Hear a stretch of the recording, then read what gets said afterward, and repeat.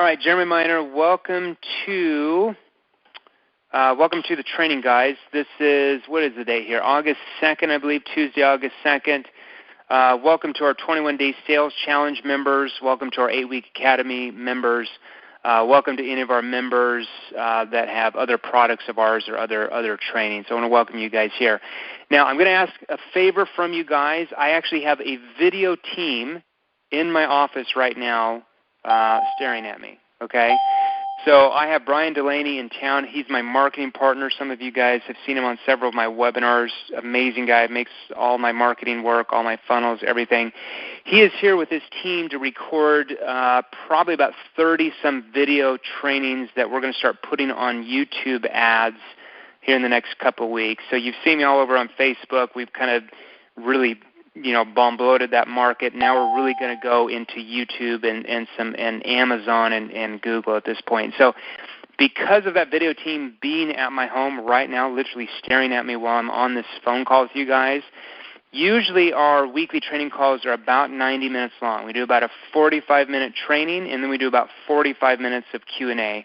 But because I have my video team at my house right now that's waiting for me to do this call to finish recording for the day, I'm going to hone this training down to about 45 minutes today. So we're still going to do about a 45-minute training today. What we're going to do with that, because I like to reserve the most part of the training call for Q&A. So the first 15 minutes or so today, we're going to do a training, and then for the next 20 to 30 minutes or so, or whatever time we have left, we're going to do our Q&A. Guys, hold on one second. She's coming. Yeah, that was Brian just talking to me for a second. Okay, so grab a pen and a piece of paper. What we're going to do today, I've had several people email me this week, especially brand new people that have really not gone through the training. I get a lot of questions, especially from our 21-day sales challenge members, because realize the 21-day sales challenge is just a very basic intro to my training. It is literally less than maybe 3 to 5% of everything that I train on. So people that are going through the 21-day sales challenge typically have more questions because they're just getting bits and pieces of my training. They're not getting really everything like our 8-week academy members get. So for those members who are in the 21-day sales challenge, I get a lot of questions about, hey, Jeremy, I'm getting, they'll come here, and most of them are, guys and gals who've been kind of steeped in the old model of selling, as we call it, and they've kind of learned these, really pushy techniques that really don't work very well in the economy that we live in today if they want to get up into that top 1% of all salespeople in their industry. So they typically kind of mix and mingle some of my training in with what they did before, but they're still missing so much. So for the people who are in the 21-day sales challenge, this training is especially going to be for you, because a lot of you have asked me, like, hey, Jeremy, how do I get my people to overcome their own objections? When they throw out an objection, how do I help them overcome it? You talk about in one of your videos about helping people overcome their own objections, and we go through it briefly, but how can I do that more specifically? So the training today is really going to be a little bit more about that. I actually wrote a blog on this specifically about 10 weeks ago. You might have actually seen it, might have got emailed to you. You might have saw it on Facebook or somewhere going viral, and it's called, write this down, the 3-step formula. So the 3-step formula for overcoming any objection. So the 3-step formula for overcoming any objection. Okay? And let's start off by preface. So if you're brand new, like if you've enrolled in the weekly training calls and maybe you don't have any of my other products, I'll give you a basic introduction to who I am. So like you guys have known, my name is Jeremy Miner. I am the CEO of 7-Figure Sales Training. I'm actually ranked in the top 1% of the top 1%. So the top 1% of the top 1% of all salespeople in the world selling anything. When I was in my sales career, I made well over $2.5 million a year net income as a salesperson, as an employee, like many of you guys did. And in my industry that I was in, the average salesperson made less than $40,000 a year. So the skills I'm teaching you are coming directly from me, who was a multiple seven-figure salesperson in 3 separate sales industries. Okay, so I'm going to give you everything I've got in these sales training calls, especially if you've gone through my 8-week academy. You pretty much know it's, 15, 16 hours of training. So let's jump into the 3-step formula for overcoming any objection. Like I said, you might want to consider taking notes on this. And then after we do that for the next 15 minutes, we're going to open it up for Q&A. If you're just new to the call, we're only going to do a 45-minute training today. So about 15 to 20 minutes of training, about 20 minutes of Q&A. I have a whole video team at my house right now recording all of my new video series for YouTube. So literally they're sitting here watching me at this point. So normally our hour-and-a-half call, but today it's going to be about 45 minutes. You're going to have to bear with me on that one. Okay, so real quick. So a lot of you come to me and say, hey, how do I overcome these objections? So what do I say when the prospect says, oh, your price is too high, or we don't have the budget for this, or I need to think it over, or I need to talk with my spouse and I'll get back to you, or I need to talk to my boss, or, is this a scam? Just, so many different objections out there depending on the product or service that you sell. So my question for you is, when you get these objections, what immediately goes off in your mind? What is triggered? Okay, I would suggest, and especially if you've gone through any of my training, you know what we talk about, the old model of selling, traditional selling techniques, and we talk about the new model of selling in the era we live in today, 2016. We're selling in 2016, not selling in the 1980s or 1990s or 1970s. Okay, it's a big difference. Okay, so what typically goes off in most salespeople's minds when they get objection? I would suggest that old selling style, those traditional selling techniques come back into their mind, right? We go into what I call objection handling mode. That's what most salespeople do. And why do they do that? Because that's what most salespeople have been taught. I know I was, when I got my first sales job, this is, back in 2000, so about 16 years ago. And what happens? We get impatient, okay? Because why do we get impatient? Is because we've heard this objection over and over again by different prospects, right? And because we feel like we know how to answer it, we automatically, a lot of the times, cut them off before they even finish their sentence. And we try to do what? We try to overcome it with facts and logic to prove and support our solution to them. Does that sound familiar? So a lot of times we'll say things like this, and I wrote this in the blog. We say, Mr. Jones, I know how you feel. Others have felt the same way. However, this is what they found. And where does that come from? That's the old feel, felt, found technique. And I'm going to tell you that technique has been around since the 1950s, just so you're aware of that, okay? But here's the question. What is the potential problem, though, if we use these old sales techniques from what I call the old sales gurus, who were all taught how to sell in the 50s, 60s, 70s, maybe 1980s, when selling was completely different than in our time? Okay, what would be the potential problem? Well, first off, I'm going to suggest to you this. Have you considered that most of your prospects have heard your traditional sales techniques before from countless other salespeople, not only selling what you sell, but selling everything underneath the moon? Okay, I want you to think about that. And second of all, ask yourself, and just kind of put yourself in their shoes. How do you feel when salespeople who are trying to sell you something use those objection handling techniques on you? How does it make you feel? You probably throw up the defensive wall, right? So let me make a suggestion to all of you, and write this down. You can take this to the bank. Concerns are not objections. Concerns are not objections. Now, let me preface this by saying this to you, okay? Many, many, many years ago, when I met my 2 mentors that taught me how to break the old model of selling and, learn the new model of selling in our time, this was back in 2006, there was a major study that came out actually a few years before that, And it talked about, there was a group called the Hathaway Group, okay? And so they were a group of scientists, behavioral scientists, who did a study on like tens of thousands of salespeople because they really wanted to know what was myth and what was actually fact. And what they found in that study, it's kind of crazy, this study, but they found that all these sales trainers out there, they always teach what? That if your customer has objections, that's a what? Quote, unquote, clear buying sign that they're really interested in. But do you want to know what that actually means? Do you want to know what the facts are?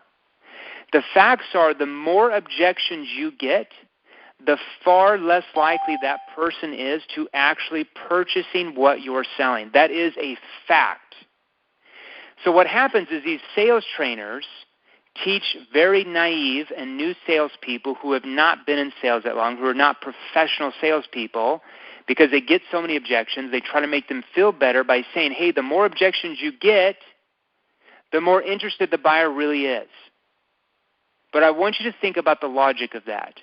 That would be like saying if you get a lay-down sale, have you guys ever had lay-down sales where there was no objections? How easy was that? That's the way selling should be. That's the way selling is for seven-figure salespeople almost all the time. There are no objections because of the sales process you've taken them through allows them to persuade themselves and allows them to overcome their own objections rather than you trying to overcome them yourself. So sales trainers are still out there today teaching that the more objections you get, the more likely are that person is to buy. But I want you to go from your experience, from all the people you've sold to, and I want you to really think about it and be honest with yourself. The customers, your prospects, that when you called them, when you stopped them on the street, when you knocked on their door, when you cold called them, when you knocked on their door at their business, remember those prospects who gave you a ton of objections. How many of those did you actually close compared to the ones who didn't give you hardly any objections? You probably closed more of the people who didn't give you many objections than the prospects who gave you a ton of objections, right? So I really want you to keep that in your mind. If you ever hear the myth, it's one of the biggest myths in sales today, that the more objections you get, the more likely they are to buy. It's a complete myth, and it's been proven by behavioral science. Okay, so take that to the bank. If you're getting a lot of objections, there's something you're doing wrong in your sales process that's actually triggering those objections to happen. And in other training calls, if you've gone through the 21-day sales challenge, especially if you remember the 8-week academy where we teach all this, 15 hours of training, you learn specifically the questions on how to get them to overcome their own objections. Okay, so just take that to the bank. Now, let's go back to this blog. So like I said, concerns are not objections. So I would suggest not handling them as if they were. Otherwise, you're likely to lose the trust or the relationship that you've already previously built in that sales conversation. Because at this point, it's not the time to try to sell them or persuade them on why you are right. Okay? How many times when you were debating somebody about, like politics, for example. So how many times, because I see this from my friends all the time, I find it quite amusing on Facebook where they, one's for Trump, one's for Hillary, and they just fight back and forth. And how many times when you have those arguments about your favorite political candidate or, your religious beliefs or your business beliefs or whatever, and you fought back and forth and you argued, how many of those arguments led to the other person you were arguing with completely change their mind to your way of thinking?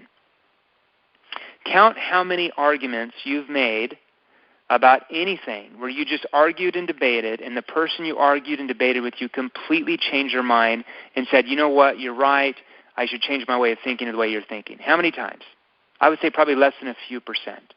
Most of the time, it only triggers them to push and fight back more, even if you're completely right. So don't try to persuade them that you are right. You're only going to put up a defensive wall, and they're only going to push back. At this point, it's time to listen and validate what they are saying. Write that down. It's time to listen and validate what they're saying and feeling, and even ask them. So here's the kicker. Even ask them to expand on why they actually feel that way.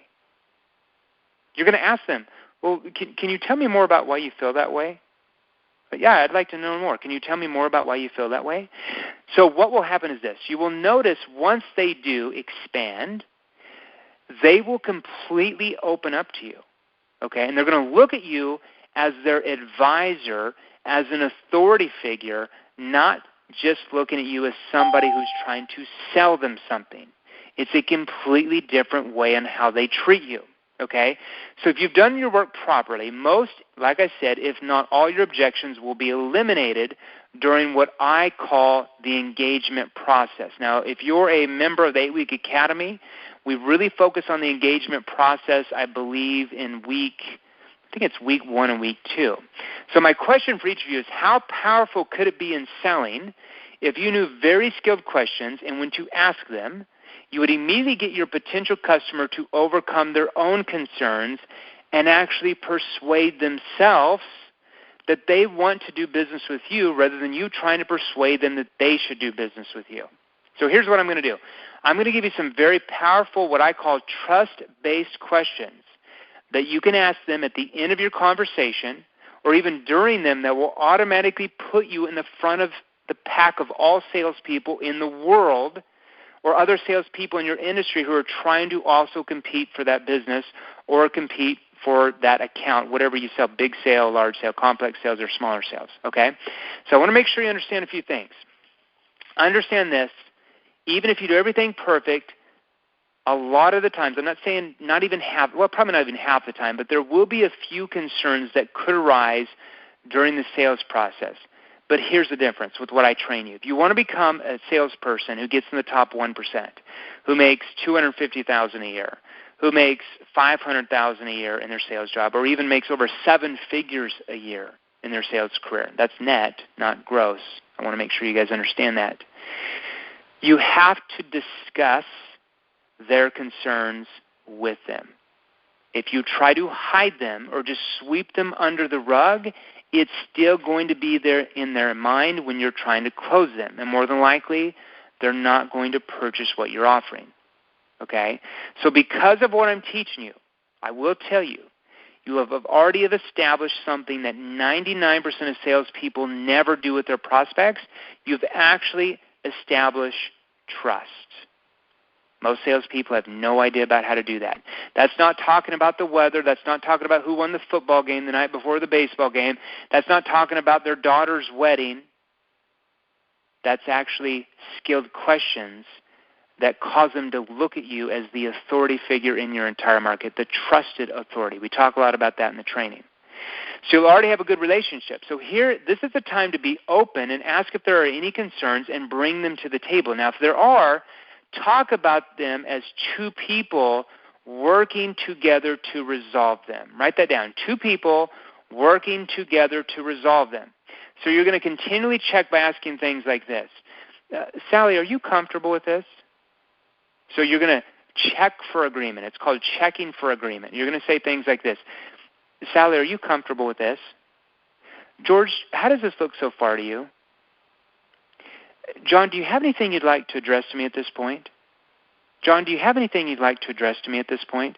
Now, this one question I just asked here, do you have anything you'd like to address to me at this point, is probably one of the most used questions I ever asked in my sales career when I made multiple 7 figures a year as a salesperson in my industry. Okay? So if you didn't have time to write those 3 questions down I just gave you, just go back to the recording. This will be posted sometime tonight, and just copy those down word for word. Don't make them into your own words. I have salespeople come to me like, hey, Jeremy, I'm using some questions, and I'm not just getting the response I wanted to, and I have them record themselves. I do a lot of one-on-one training and rolling out a bigger one-on-one training program this fall with some of my 7-figure coaches. And I listen to the recording, and half the question they've completely reworded. And because they did that, it's causing a different reaction from the prospect. So make sure you write them down word for word. There's a reason why I have them word for word. Now, write this down. Here is the 3-step formula for helping them overcome their own concerns. This 3-step formula. Number 1 is clarify. Number 1 is clarify. Number 2 is discuss. Number 2 is discuss. And number 3 is diffuse. So 1, clarify, 2, discuss, 3, diffuse. So let's first talk briefly about clarifying. Okay. So first of all, first thing we have to understand is exactly what their concern is and why they have that concern. Most salespeople never do that. They don't really understand what the concern is. They just assume they know what it is. Okay? So 99% of salespeople just assume they know, and they go right into objection handling mode, and they never ask, and then what happens? 8, 9, 10 out of 10 times, they lose the sale. And what happens? How does it make you feel when you lose sales? You probably feel frustrated, or you have a rejected feeling or dejected feeling. Sometimes a lot of salespeople, come to me, that have been through other training programs, and they felt like they lost their self-esteem. They questioned if selling was really for them. And it was for them. They just didn't know how to communicate properly. Okay? So you never assume that you know what's behind their concerns. Never assume that. You never want to tell them or use the feel, felt, found theory like this. I know how you feel, Mr. Jones, because I used to feel the same way, and this is what I found doing something different. The feel, felt, found theory. Okay, let me preference this and write this down. That is old school objection handling techniques from the Stone Ages of selling. Folks, if you want to get in the top 1%, you can't use selling techniques from the 1940s and 1950s. They do not have even half of the relevance in our game that we're in right now. Completely different age. Okay? So when you use those old objection handling techniques from what I call the Stone Ages of selling, you're pretty much arguing with them. It's like a yes but answer. So here's what I'll guarantee you, that you don't know how they really feel unless they previously told you. Okay? So it's easy. You just ask them questions like this. So I'm going to give you some what I call 7-figure clarifying questions. So 7-figure clarifying questions. Okay? And write these down fast as you can. Like I said, these are recorded. So if for some reason you missed you can't write these down as fast as you can, just get the recorded version, just write them down. Okay? So you can say things like this. John, when you say, then you're going to repeat back what they said. What do you mean by that? John, when you say that your insurance premiums with us could be higher than what you have now, how do you mean by that? John, when you say, repeat back what their concern is, how do you mean by that? See how that works? Whatever you sell, you're just plugging it in. I gave an insurance examples there just off the top of my head. Whatever you sell, it doesn't matter. You plug in what their concern is, and then say, when you say, plug in their concern, how do you mean by that? Or what do you mean by that? You could ask this. Sally, I'm curious. Why do you ask me that? Sally, I'm curious. Why did you ask me that? Or I'm curious. Why do you ask that? Or this. Jacob, I'm curious. Why do you feel this way? Jake, why do you feel this way? I'm just curious. See how you could reword that. Okay.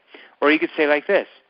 Let's say that you're in some type of industry like online marketing or network marketing. Here would be a common concern you probably hear. Well, I've heard this is a scam. You can say, well, what do you mean by scam? Or you could say, can I ask you where you got that information from? To find out what they actually mean by their concern. Or you could say this, for any concern, it doesn't matter. John, how did you arrive at thinking that way? Amy, how did you arrive at thinking that way? Now, the next step, once you know what their concern is and why they feel that way, you will then discuss it like a friend talking to another friend. And like I said, I don't mean BSing about the weather or talking about the kids or the ball games. I mean by conversationally. You're going to have a conversation, a normal conversation like human beings talk, not like sales robots. Okay? You're going to ask them how they see themselves resolving their own concern. Let me repeat that. You're going to ask them how they see themselves resolving their concern. So after you discuss the concern, you will then start using what I call diffusing their concern. So after you discuss the concern, you then start diffusing their concerns and helping them overcome their concerns in their own mind. And here are some starter phrases. You can use that, and then you just plug in the solution or what you sell. Amy, suppose it wasn't what you thought it was. Would you be open to looking at it in a different way? Amy, suppose it wasn't what you thought it was. Would you be open to looking at it in a different way? Yeah, sure, I'd be open. What do you mean? Well, and then you go into it. You could use this starter phrase. Jane, suppose you could, ... Jane, suppose you could, or how about this? What if we could meet somebody in, just throwing stuff in here. So, John, what if we could meet some other people in our upper management, which you had talked about, you wanted to get other opinions. Would you feel comfortable doing that? Well, yeah, I'd feel comfortable with that. How do we work that? So it's very basic. It's very low-key. There's no sales pressure. When you throw in sales pressure, according to behavioral science, you automatically trigger sales resistance from your prospects almost 100% of the time. The red flag will always come out, and they'll view you as just another salesperson trying to stuff your solution down their throat. And you will compete against that every single person. You are causing them to treat you that way and throw out objections. Okay? So you then could say, well, what if you could, and then you're going to offer an alternative view to theirs, such as this. If there was a way that you could blank, would that help you? John, if there was a way you could blank, would that help you? For example, let's say that you sell, and I'm going to give you an example, just one example here, and then we're going to open up for Q&A. Let's say in this example, and I put this in the blog, that you sell coaching services. I train a lot of people that are consultants and coaches in a lot of different, or like entrepreneurs for their own business. I train a lot of people that are, run one or two-man shows that have to be the salesperson themselves. So you can say like this, if you're selling coaching services, Amy, if there was a way that, let's say their concern was they wouldn't get enough training from you because they've hired coaches in the past and those coaches just weren't there for them to train them. You could say something like this, Amy, if there was a way that you actually could get that training that you said was missing from those other companies, would that possibly help you have that success you're looking for? Jane, if there was a way that you could get that training that you said was lacking in those other coaching programs, would that possibly help you get you where you're wanting to go with you and your business? Oh, yeah, it would help so much. Okay, well, there's a possibility we can do that. Then you ask another question. Okay, so you can see how that by never making a statement or trying to give them facts to prove your point and using what you know to answer questions, how your prospects can literally persuade themselves to look at things much differently and question their beliefs on why they think that way. Okay? Then you're going to notice something pretty cool. They will then start to persuade themselves to look at how they can resolve their own concern and even come up with ways on how they can actually do that and tell you how they can overcome their concern. And you can use this process with any objection that you ever encounter. I can tell you that for sure. So what we're going to do real quick, let me get a drink of water. We're going to open it up for Q&A in just a second. Like I said, if you're new to the call, if you just joined the call, I have a video production team at my house shooting like umpteen videos for my YouTube channel that's just getting launched, the new one that we're launching here in about 2 or 3 weeks. So they are literally here at my house. So I'm going to cut this call a little bit short today. Usually we do a 90-minute training. Today we're only going to do about 45 minutes. You're going to have to bear with me. I didn't want to have you guys miss out, so that's why I still wanted to hop on here and do at least 45 minutes for you guys. Okay? So we're going to open up the line for Q&A in just 1 second. Let me get a drink. Hold on 1 second.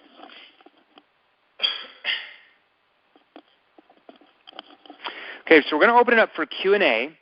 We've got about 15, maybe 18 more minutes for Q&A.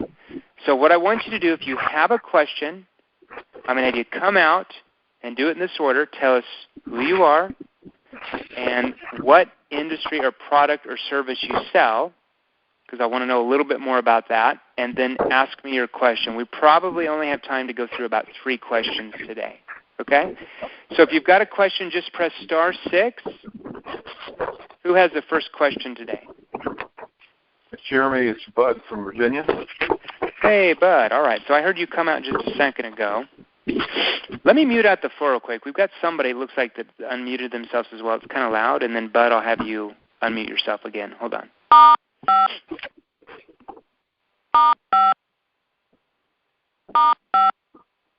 Well, for some reason, my conferencing system's not letting me mute out the floor. So hopefully everybody can be quiet. For some reason, I'm not able to mute out right now.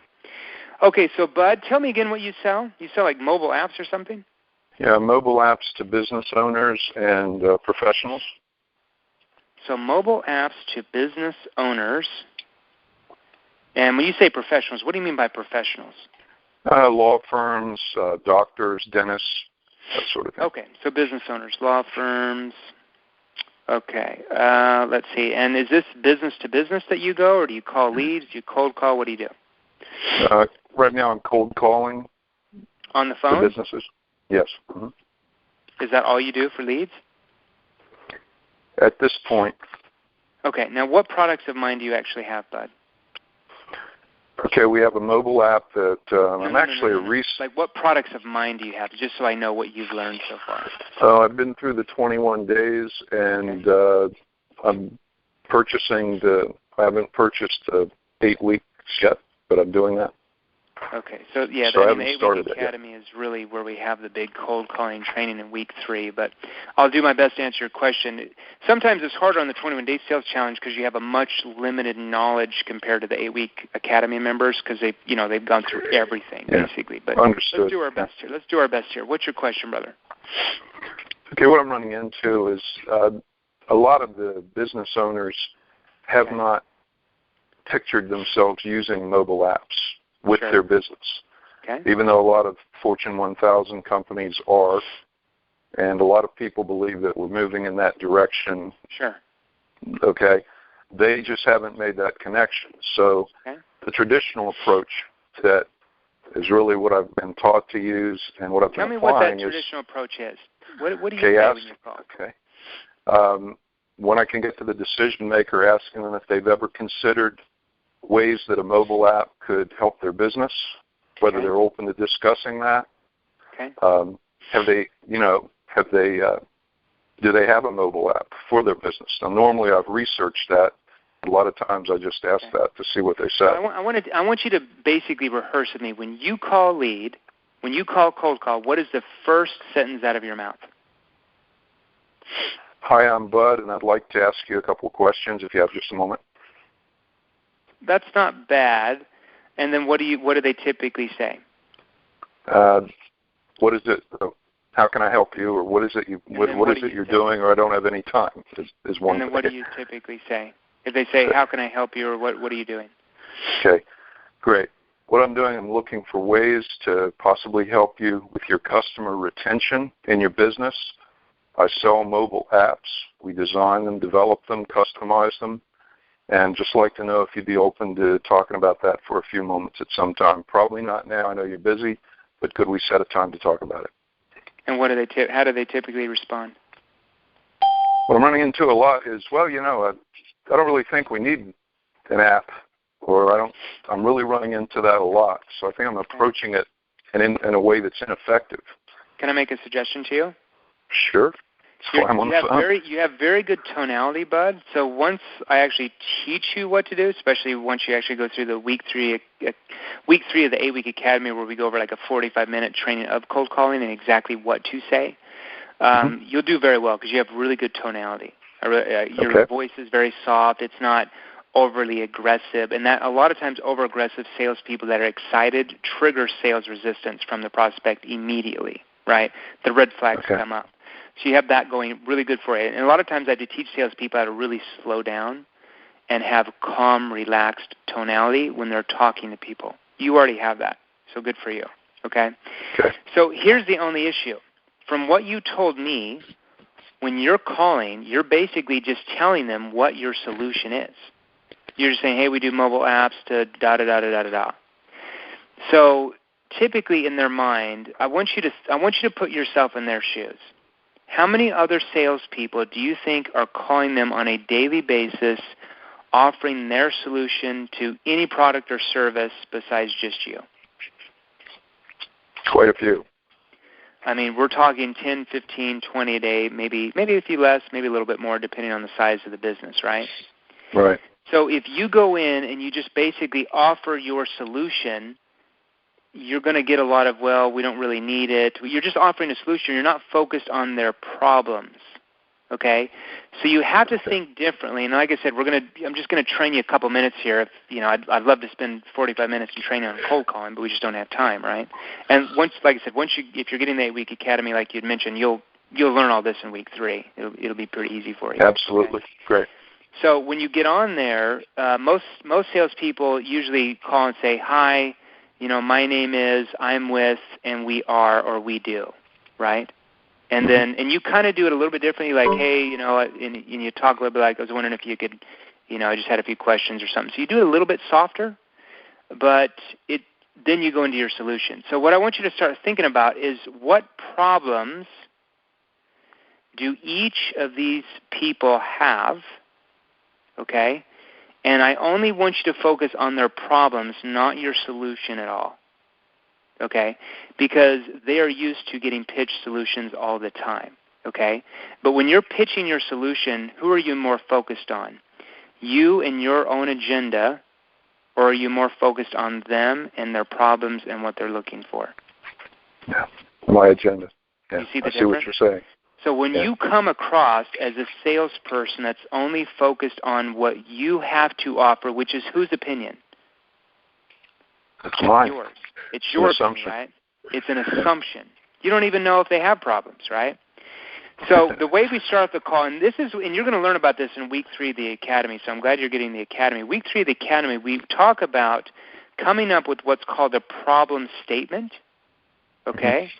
And then after you issue your problem statement, and they say, well, how do you do that? You're then going to go into what we call your personalized introduction, okay? Now, here's how let me give you some examples of problem statements. I know I'm not giving you a lot here just due to lack of time on the call. But when you first call them, you should start off with a question like this. And you're going to, like I said, you're going to learn all this in week 3 of the Academy. I think we do like a 40-minute training on cold calling, and then we do a lot of training on calling leads just in week 3. Okay, those are kind of the things we do. And then we train on what's called situation questions or background questions to ask after that. Okay? Okay. So you're going to say in a very relaxed tone of voice, "Yeah, hi, this is Bud. I was wondering if you could possibly help me out for a moment." "Yeah, this is Bud. I was wondering if you could possibly help me out for a moment." And they're going to say, "Sure, how can I help you?" Okay. 9 out of 10 times they're going to say, "Sure, how can I help you?" or "What's this all about?" Okay. So you have to remember at this point there's absolutely zero trust between the two of you. Okay? So I always tell salespeople it's very important for you to sound and in your mind be very low-key and relaxed, which it sounds like from your tonality you already understand that. Because if you don't, if you have a high-pitched voice, if you sound extremely enthusiastic, it's automatically going to trigger sales pressure, automatically, and you're going to throw out objections very quickly. Okay? So typically if you do that right, they're going to say, "Sure, how can I help you?" Okay? And then you're going to go into what we call a problem statement. Now, I'd have to know more about your industry to help you come up with the problem statement, but the training is going to help you come up with one. But let me give you an example. So I'm looking at the 8-week Academy right now, and I gave several examples in there. One example is for like if you sell advertising or if you sell leads. Okay, so the problem statement, you're going to list 1 or 2 problems that your clients would probably have or at least know about that your solutions solve. Okay, now you're not going to talk about your solutions yet. You're only going to ask them to see if they have problems, and if they do, finding out if what you do can actually help them. Okay, so it's more you're investigating. Some people call it that. Okay, so after they say, "Sure, how can I help you?" and let's say that you sell advertising, you could say something like this. Well, Sally, I'm not quite sure you could yet, but I was calling to see if your company would be open to looking at any possible hidden gaps in your advertising that might be causing your firm to lose sales.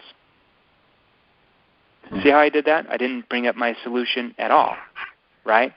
Well, I'm not. So you detach yourself. You say, "Well, I'm not." So they say, "Well, sure, how can I help you?" "Well, I'm not quite sure you could yet. But I was calling to see if your company would be open to looking at any possible hidden gaps in your advertising that might be causing your firm to lose sales." Now, let's say I sold advertising and it was to, let's say, a dentist that advertises or a company that advertises, right? do you think it would catch their attention when you say, if you'd be open to looking at any possible hidden gaps in your advertising that might be causing you to lose sales? Do you think they're going to want to know a little bit more about what you mean by that? Yeah, I think they're going to be curious, yeah. Who's interested in not losing sales as a company, right? Right, Notice right. I'm not talking about my solution at all. I'm talking about any possible. When you use the word possible, that's a very neutral word. You don't want to assume there. You don't want to say, I was calling to see if you'd be open to looking at hidden gaps in your advertising, because you don't want to offend them. Because then they say, well, we don't have any hidden gaps. Okay? So you have to be neutral there. That's why you use the word possible. I was just calling to see if your company would be open to looking at any possible hidden gaps. See how I use possible? So it makes it neutral, Bud. So they don't get offended, right? Any possible hidden gaps. Hidden gaps means it's kind of like a secret, right? Hidden gaps in your advertising that might be. Notice how I use the word might be, not that is causing you to lose sales. You don't want to be assumptive there. Assumptiveness, I will tell you, kills so many sales. And I was taught how to, be an assumptive salesperson when I first started learning how to sell, 15, 16 years ago. But over time, I will tell you, assumptive selling really turns off a lot of your potential prospects. I will tell you that. Okay, just automatically triggers sales resistance. Okay, because they don't feel like you're involving them. So any possible hidden gaps in your advertising that might be causing you to lose sales. So let me give you some other examples. Let's say that if you're a consultant talking to a business owner, and I'm just throwing out some examples here. John, I'm not quite sure I could yet. I was just calling to see if you would be open to looking at any possible hidden gaps in your business that might be causing you to lose sales. Or let's say if you were selling financial services. I'm just going to throw out some examples there because I train a lot of salespeople, so I write down examples of problem statements. I'm not quite sure you could yet. I was just calling to see if you'd be open to looking at any possible hidden gaps in your portfolio that might be putting some of your capital at risk. See how I did that? Not focused on their solution at all, your solution, only focused on potential problems they might have. Then they're going to say, well, sure, how do you do that? Or they're going to say one of two things. They're going to say, well, how do you mean by that? Or they're going to say, yeah, how do you do that? Okay, that's how you know if you've done it right. Well, sure, how do you do that? And then you're going to go into how what you do helps other people. That's called a personalized introduction. I train a little bit about that on week 5 or video 5 in the 21-day sales challenge. But I have a far more in-depth training on that in week 3 as well of the Academy, A-Week Academy. Okay? Does that help you a bit? That helps me a lot, Jeremy. I really appreciate it. Dude, I got to get in that training, though. I got to get in the A-Week training. Yeah, that was a great question. Yeah, so the A-Week Academy is about 15 hours, and it's everything. So the 21-day sales challenge, like I said, it's probably 3% of my training. It's just an introduction. It's like I'm giving you A, D, X, and P. They're like little pieces of the puzzle, right? The A-Week Academy does the entire sales process from A to Z, from asking the right connecting questions right when you connect with them, all the way to asking background situation questions next. Then you're going to learn how to ask what's called problem awareness questions. Then you're going to learn how to ask solution awareness questions. Then you're going to learn how to ask consequence questions. And finally, transition in your presentation that leads them to closing themselves. And that's where you're going to learn how to ask several committing questions that will actually persuade themselves to purchase what you're offering rather than you trying to close them. So basically, you're going to learn how to have them close themselves, which is a lot easier than you trying to close, right? Absolutely. Thank you so much, Jeremy. I really appreciate your help. No problem, bud. Glad that you're on. Okay, guys, we've got time for probably 1 or 2 more questions here. I know that I went a little bit longer with Bud there because I know a lot of people ask me some questions like that, especially if they've just gone through the 21-day sales challenge. So I knew if I kind of went a little bit further that it would probably help you guys a little bit more. That's why we went a little bit further with Bud's question. So thanks, Bud, for that. Okay, guys, if you've got a question, we got time for 1 or 2 more. Just press *6. We're going to go about another 5, maybe 10 minutes at the most. *6. *6. Hey, Jeremy, it's Brett. Brett. All right, brother. What's happening? Everybody, just so you guys know, essentially what I sell is a personal development program that helps people get exactly what they want in life. So, Jeremy, we mentioned a a few weeks ago, I was I was calling people that I know and saying the problem statement, which it's probably not the best thing to do. That's yeah, really you all. only want to use the problem statement on cold calls. You Right. wouldn't call like people that you've already talked to or know and use a problem statement because it wouldn't flow properly. Right. So that's the question. Lately, I've been using, have some material that might possibly interest you, Okay. and I just want to make sure I'm doing the right approach. Tell me exactly So tell me a little bit more about the situation. Yep. Yeah. So you're a past client of mine for my other business. Okay. With Cutco, and Okay. I would say, I'm not. Hey, Jeremy. Chat briefly. How you doing? Ask him that, and then say, hey, I'm not sure you know, but I transferred businesses just a few months ago, and I really just wanted to call and based on what I'm learning over the past few months, I think we have some material that might possibly interest you, just based on knowing you. Possibly be of interest to you. Possibly be of interest to you. Yeah. Just say this. You could say something. We want to reword it a little bit there because it sounds kind of awkward the way you have it. So you and that's okay. I mean, you're learning how to do this, right? So you might say, because you have to realize, Brett, I want you to imagine, put yourself in their shoes. Mm-hmm. If you started out with like, hey, I've transferred to another business, blah, blah, blah, blah, do you honestly think that they care? Let's be honest. No. They probably don't care, right? Like if I called, let's say 5 years ago, I sold home security and then I transferred and started selling personal development products, and I called back each person that bought a home security system from me and I said, hey, I don't know if you know this, but I recently switched careers and blah, blah, blah, blah, blah. Like, do they really care? Yeah. Right? Right. They're like, well, why are you telling me that? Like, what does that have to do with me? So we have to be very careful with that. So you don't want to come across like you're calling because you're only focused on you and your own agenda of trying to sell them something else. Okay? Because they're just going to get defensive very quickly, right? Right. So you can say you can say the same thing, but maybe make it more neutral or even make fun of yourself. A lot of times it's good when you make fun of yourself. People really come to your rescue, right?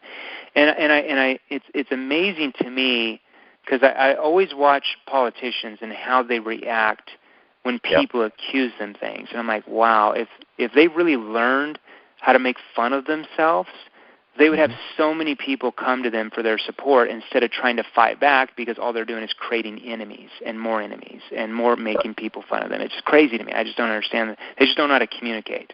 Like in the Trump speech, my favorite part was when he was actually humble and he I forget what he said, but he made fun of himself a little bit, and it showed that he was real. If politicians just made fun of themselves, whatever side you're on, I'm an independent. I just vote for the person I think is going to do the best job. I don't care about the Democrat and Republican thing. I just vote for the person I think is going to do the best. I don't care, right? It's just like a job, right? So if people would really make fun of themselves, kind of like Trump did in that speech, because I saw the same speech and I'm like, wow, that made him more authentic. And it made more people come to him and wow, this guy's a good guy. But when you're combative, like he's been most of his campaign, and you make fun of others, it does what? It automatically creates enemies. So you might have a lot of followers, but you're also going to have very negative people against you. And look at and we're talking politics now, but look at Hillary Clinton and look at Trump's negative ratings against them. They have a lot of followers, but they also have on the other side people who hate them extremely, and it's never been that way. I mean, it's the two worst for that. I believe in all of presidential history, from what I understand. I could be wrong, but they have very negative ratings against them. Is because they make fun of other people, right? They put down other people, and they always defend themselves and fight instead of making fun of themselves. So if somebody came out and said, "Oh, blah blah blah blah blah," I just say, "Well, I'm from, Hillary Clinton can say, well, I lived in Arkansas most of my life. We're not the sharpest tools in the shed." People would be like, oh, they would laugh and be like, oh my gosh, that's so funny. And they wouldn't think that she was dumb. They would just automatically come to her because they trusted her more. Just little things like that. So anyways, we're going off on a tangent. So I would say the way you want to, and that goes for both candidates, guys. I don't have any bias there, so I'm not, whether you're Democrat or Republican, both parties need to improve their communication skills. Let's just be real.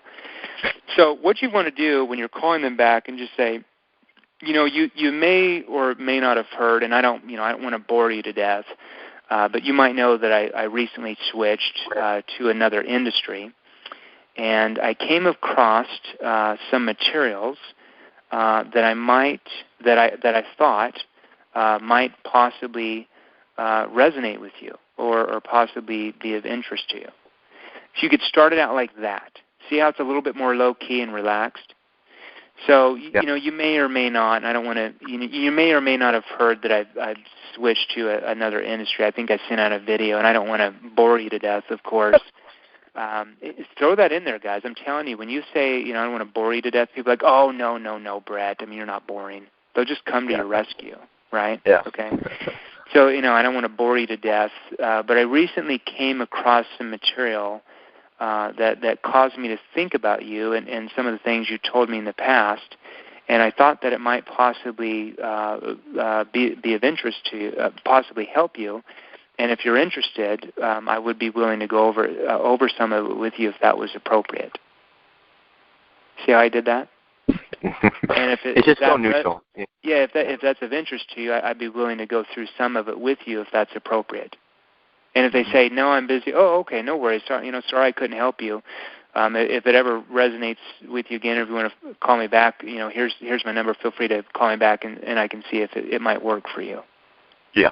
See how neutral you are? There's no pressure. And you would just leave the same voicemail, the same exact thing in voicemail. I'll be around for a little bit today.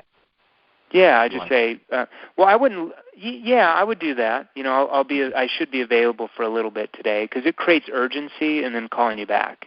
Don't say, I'm going to be here all day, just waiting for your call. Yeah, exactly. Just say, and I'll be here for a while. I'll be here for a little bit today. I'll be here for a little bit today if that's appropriate. So just exactly like I said it there. I can't remember exactly what I said. It came off the top of my tongue, but it sounded appropriate there. Just write that down and call people that way with that neutrality. And a lot of times you're going to notice about, yeah, sure, what is it? And then you would say, well, let's do this. It's personal development, which could possibly be boring to you, of course. But you know how say that. I'm not kidding. So you would say that at least a little bit, and then go into the personalized introduction. Yeah, I would say. Well, yeah. I mean, you know how a lot of people. Well, what it is how a lot of people, blah blah blah blah blah. You just go right in your personal introduction and say, well, yeah, sure, tell me what you got, or what is it? Well, I want to, what it is how a lot of people, and then do your personalized introduction. And then you could ask the first background question because you kind of already know these people, right? Mm-hmm. And you'd go right into I'm starting to label those situation questions. I don't really like the word background questions, so I think I'm going to change it to situation questions. And then you'd ask your first background or situation question, such as, and you would have what is your first question that we came up with? Yeah, we came up with, what I do is, well, I'd probably start off by asking you, what are you doing on a daily basis that actually so I wanted to ask you, what are you doing? What are you doing, if anything? So put in there, what are you doing, if anything? Because with your product, a lot of people don't even do anything with that, right? They don't even have that. They might not even thought about it. So you want to say, well, what are you doing right now, if anything, to that's helping you get closer to your goals or something. That's helping you actually get closer to really achieving your goals you've set, would be my first background question. Mm-hmm. Make sense? Mm-hmm. Does that help? Yeah, the beginning is the most important part. I think we all try to focus on the closing, but if we don't start. So guys, I hate to tell all of you on here, but in the new world of selling that we live in today, the sale is not lost at the end. It's lost at the very beginning. I can promise you that. It's not lost with closing techniques, or I didn't do enough closing. That was back in the old school days of, 60s, 70s, 80s, maybe 90s. In the economy we live in today, the sale is lost at the very beginning of the sale, 100%. Because if they've automatically put up their guard when you first call them, because you sound like, oh, hey, this is Brett. I'm with XYZ company and we do, and you go into your sales pitch, sales over at hello. See how that works? So if you do this improperly in the very beginning and they put up their red flags and become defensive and throw out objections, you're already competing against this great wall of China that you have to climb over. What I'm teaching you is how to never trigger any of that, so there's never any wall that comes up between you and that person. And it's just like a normal conversation that you're having with your mom. It's a nice, flowing, easy conversation, but it's a very skilled conversation. That's the difference. You're not BSing about the weather or the game. You're in a skilled conversation. Got it? Yep. Yeah, it's huge. Perfect, guys. All right, guys, I'm going to take one more question real quick. I've even gone over what I told you I would go over today, but I want to, like I said, I got this video crew here at my house that's waiting on filming me here, but I wanted to still do at least part of the training call today. So if you've got a question real quick, we've got 2 more minutes. Hello, Jeremy. This is Gary. Hey, Gary. What do you sell, Gary? I'm a Windows salesman with Renewal by Andersen Windows. Oh, nice. Okay, good. Come from a construction background. I've been in sales now for about 5 years. Awesome. Okay. Probably the biggest difference, I just started the 8-week course. Okay, what weeks have you gone through so far? Just 1, and I'm halfway through 2.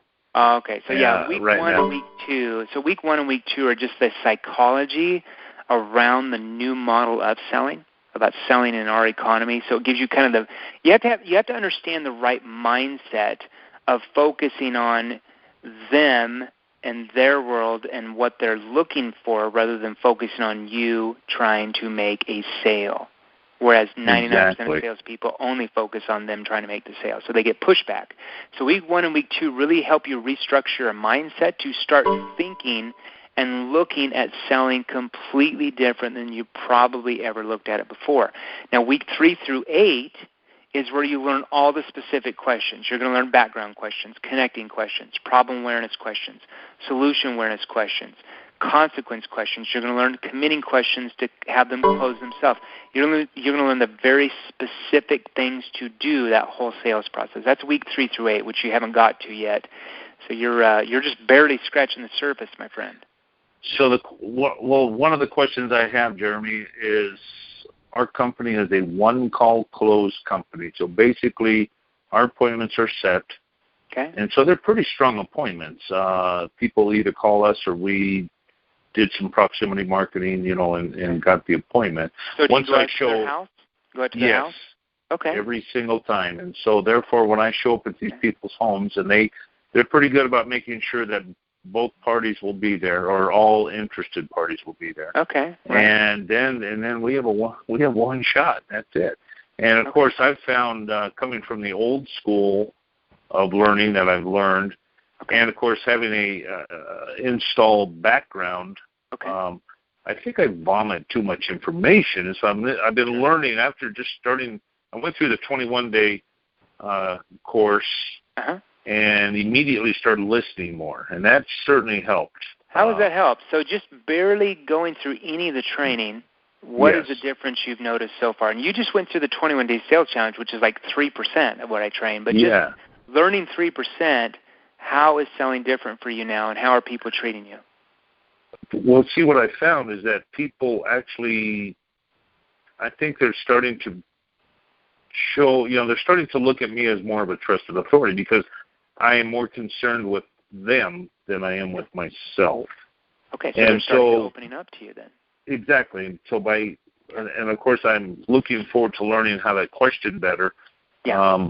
But that right there I think made a huge difference. I mean, I think my closing percentage jumped up 5% in just a couple of weeks. Just by listening, Yeah, and that's just barely. I mean, you haven't even learned the specific questions to ask yet. Once you actually learn the questions, that's where your closing percentage, let's say it's at 10%, or what's your closing percentage now usually using like the old model? Well, it runs about 25 generally. I'm up to 30% now, which is pretty good, 1 in 3. Yeah, so if you're getting 1 in 3 when learning these type of skills, so if you're getting, let's say you're getting 30%, you should at least double that percentage up to 60% plus. Wow. So this will work with a one-call close type of a situation. Okay, so let me make sure you understand. The new model of selling is for small ticket sales. It's for high ticket sales. It is just the way, it's a way of communicating. According to behavioral science, it's the most persuasive way to communicate when you allow others to persuade themselves. So It doesn't matter if you're selling a chair to a computer, to a nuclear bomb, to selling a government contract, to selling a picture on the wall, to selling curtains, blinds, cars, financial services. What I'm going to teach you is going to have them want to buy on the first call. Fantastic. So it's not, well, I'm not teaching you guys how to have 10 calls. Why would we ever want to do that? All I'm teaching you is to get them to persuade themselves. We're at the very end, where when you learn how to ask what I call committing questions, they're telling you, okay, well, what's the next step? Where do we pay? You go. Not trying to fight you. Does that make sense? So what I'm teaching you is how to create urgency to get the sale now instead of later, or they need to think about it or discuss with their partner or look at some other options. Like, you're just not going to have those same objections. Fantastic. Well, I appreciate it. I mean, I'm feeling much more comfortable in the home now than I ever have, and a lot of it's just because. Started yet, brother. Yeah. Well, I thank you for that, Jeremy, and I look forward to talking with you more in the future. Good for you guys. All right, guys. So, hey, great call today. We ended at about an hour. Like I said, we usually go an hour and a half. I've got the video crew here filming a bunch of videos today. A couple of quick announcements, so make sure you're on next week, same time, 4 p.m. Eastern. I will tell you, right now, I am, because of you guys, requesting this, I really didn't want to do this. I will be very upfront with you on this, but I've had several hundred of you guys that have enrolled in different products ask me to have a one-on-one coaching program with you. I did this a couple of years ago where I took, I think, 19 or 20 people, did one-on-one training with them.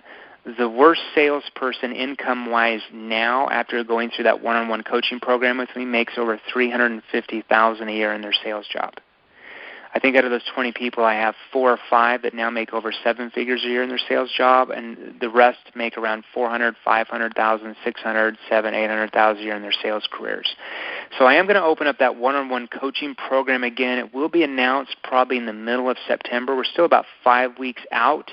I just have to make sure that I have the time to actually fulfill on that, because it's very important for me that if somebody brings me on board to train them one-on-one, that they're getting massive results. Now, I will tell you, we're also going to enroll a program, because I will tell you, as I've looked at my time schedule for this next year, I'll only be able to take on about 100 of those clients where I do one-on-one with them. We have thousands of clients here that are probably going to want some type of one-on-one coaching. So I am bringing on board several of people that have already gone through my training that are all making at least, I think the requirements we made was at least $250,000 or $300,000 a year as a coach to do one-on-one training with you guys if it's something you're looking for. Okay, so it's not ready or available yet, but we will be rolling those programs out where you can be trained by one of my, I call them 7-figure coaches, who would make at least $250,000 a year. Some of them make $500,000 a year in their jobs. Some of them are 7-figure earners now in their careers, who want to basically, who love to train and coach, and will be doing those type of training programs for one-on-one. And then I will be able to take on about 100 people myself a year, just because of the time commitment. So we will be rolling that out in about 5 to 6 weeks. So if that resonates with you, or something you're looking for, there is like an application process you'll go through on that. Obviously, there's the financial commitment there that you'll have to put in for obviously my time to get you to those levels. So we'll roll that out, like I said, in September. So guys and gals, thanks for being on the training call today. Thanks for your patience. I do have the video crew here, so I only did an hour training call today. I will see everybody next week. If you are on here and want the recorded version, this will be recorded and posted in your members area later today. All right, everybody, the call's a wrap. I will see everybody next week. Thanks, guys.